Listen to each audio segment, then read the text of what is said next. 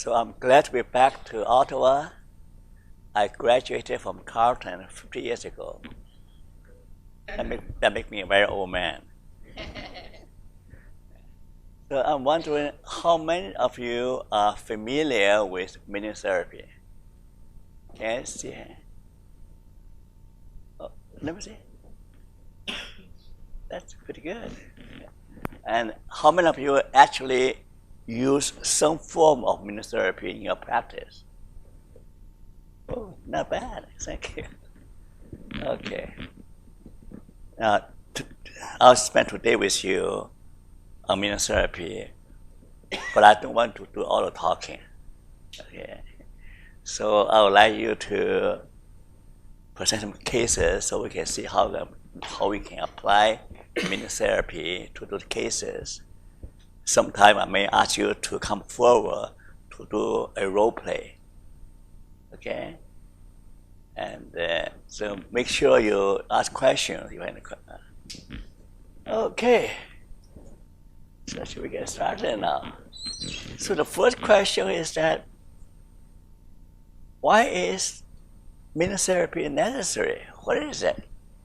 Because right now we have over 300 kinds of therapies, right? All kinds of therapies. The most famous one is CBT, right? And so I'll make a case that the meaning therapy is not intended to replace other therapies, but it provides a useful dimension to be added to whatever you're doing, okay?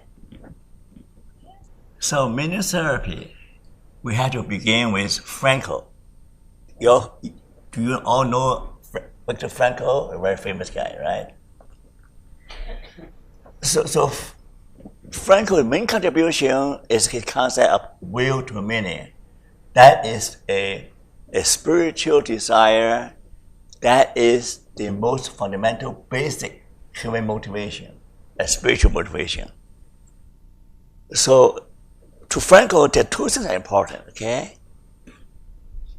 People need to find a reason for living that enable them to survive Nazi concentration camp or a refugee camp or whatever the world is. If you don't have a reason for living, you will not survive very long. You know? Last time I was wondering, there's so many refugees, they travel hundreds of years, hundreds of miles, and suffering from poverty, danger, and terror of attack, and yet they struggle, they want to survive.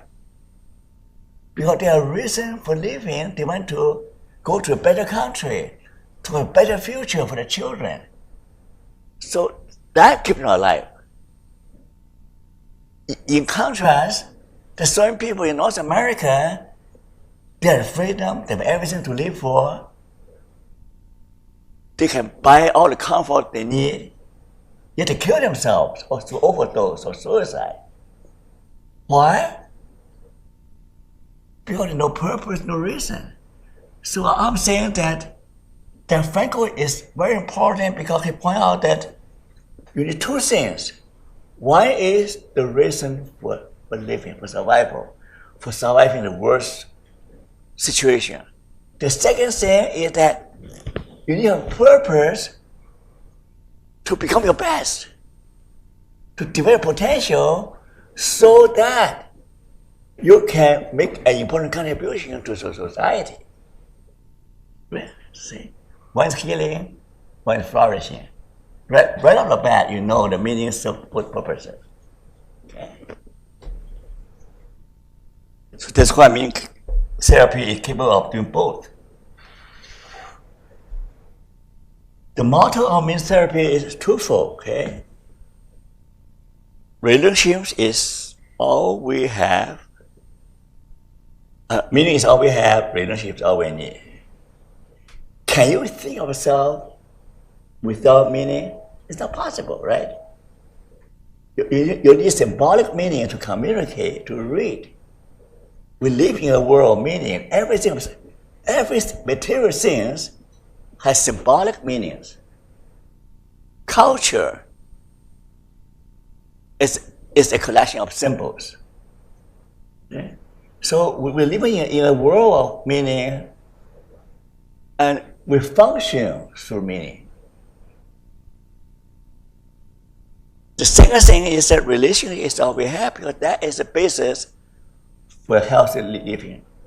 Many problems, psychological disorders, occur because of attachment issues, because we're not able to maintain a proper relationship, because we do not have the social support we need to survive in this world.